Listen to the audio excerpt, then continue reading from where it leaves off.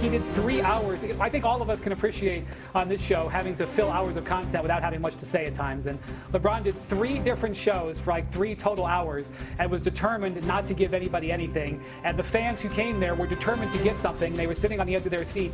I promise you, midway through a sentence in the middle of his 3rd hour was not when he was dropping breadcrumbs. I do think, however, he has seriously considered Philly.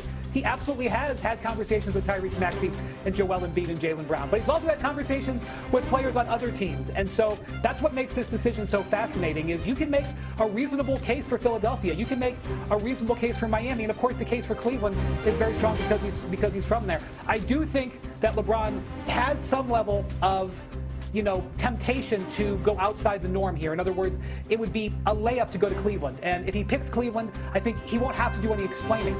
I do think he has investigated Philly, and I do think he has looked into the process, so to speak. But no, Shay, I don't think this was anything but he's making a comment in the middle of a long day of content machine. I had cynics reach out to me and say, you know what, LeBron James should start a new sitcom. It should be called The Indecision because he can't make up his mind.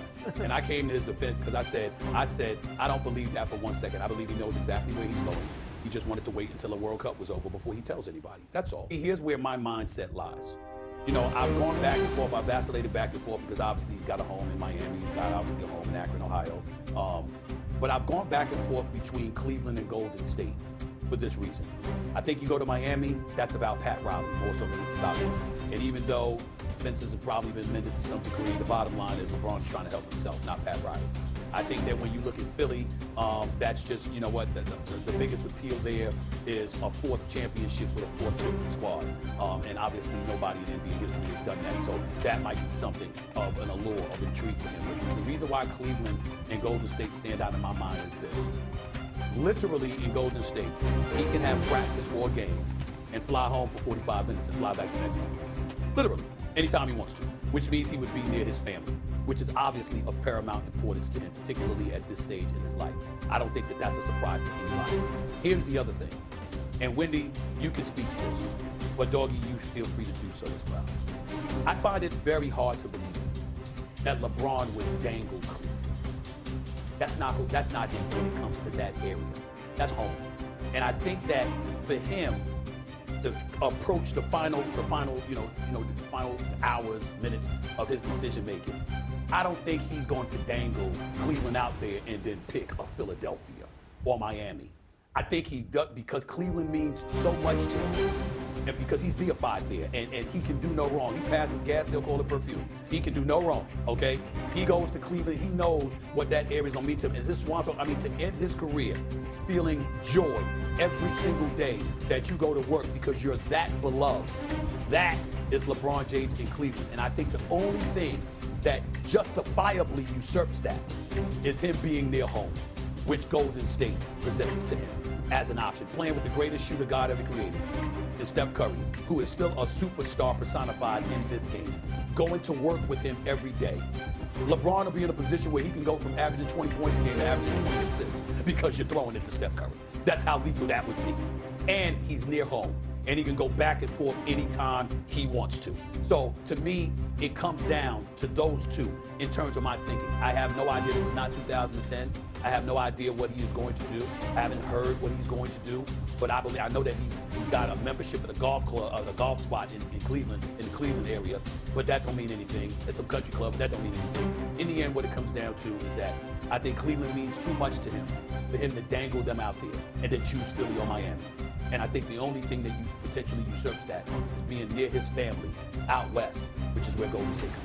Yeah, I think that makes perfect sense. Yeah, I think what Steve said makes perfect sense. I don't think he's going to Miami. He's already won there. He goes back there and doesn't win. It mars his 2 championships. Cleveland is home. This is me. I know you guys love to talk about this.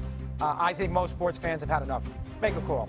We know he was going to wait for the World Cup to end so he gets his spotlight. I think they're misreading it entirely. I don't think the sports fan right now in the middle of July is, I know that you guys think I'm wrong. I just don't sense that they're sitting there waiting around for LeBron to make his decision where he's going to, when they've done it 4 times. It's not like they haven't done it before. He took forever with the decision. He went back to Cleveland, Lee Jenkins of Sports Illustrated. Then he goes to LA. Now we're back in the situation again.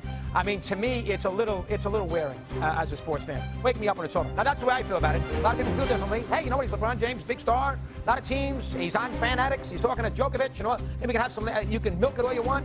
That to me, I don't like that from a sports fan's perspective. Because that to me is just doing it from a PR perspective. He's made his mind up already. Wait, you don't think he's made his mind up? What's going to happen in the next 10 days?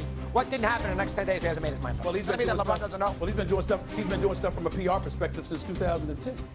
But I hear you. And that's the problem there, Steve. See, that's the problem. And fans don't want to hear about PR. Jordan never did this stuff.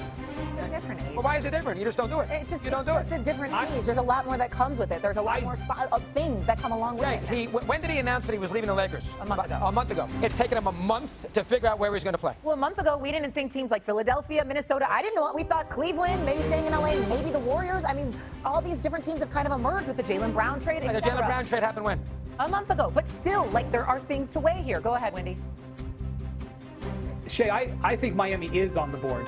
And I think, you know, when you go back and look at all the big free agent moves of the last 20 years, they've all been tied to Team USA. And I think Team USA, believe it or not, is a part of this decision where he played with Bam Adebayo and he had this reconnection with Eric Spoelstra. I'm not going to go into all the nuance there. I know what you're saying, Stephen A. And Shay, I almost think Stephen A. is doing a reverse jinx here because I think privately he'd love LeBron to be in Miami. Not that they're buddies, of course, because it means big basketball games to be in Miami.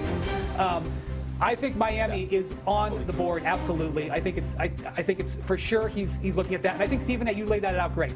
The narrative, the arc, the good story, which LeBron cares about story, call it PR, call it whatever you want. LeBron cares about story.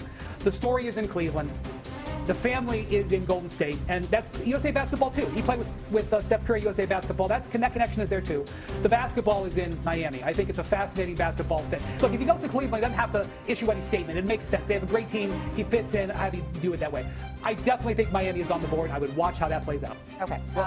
I'm not trying to say they're not. I'm not trying to say they're not. I'm simply saying that logically speaking, because of what I highlighted about dangling Cleveland out there and then obviously Golden State, I think those are top two. But obviously Miami because you acquired Giannis. And not only that, you don't have, even though Davion Mitchell is, I think the kid has got a bright future. I like him a lot.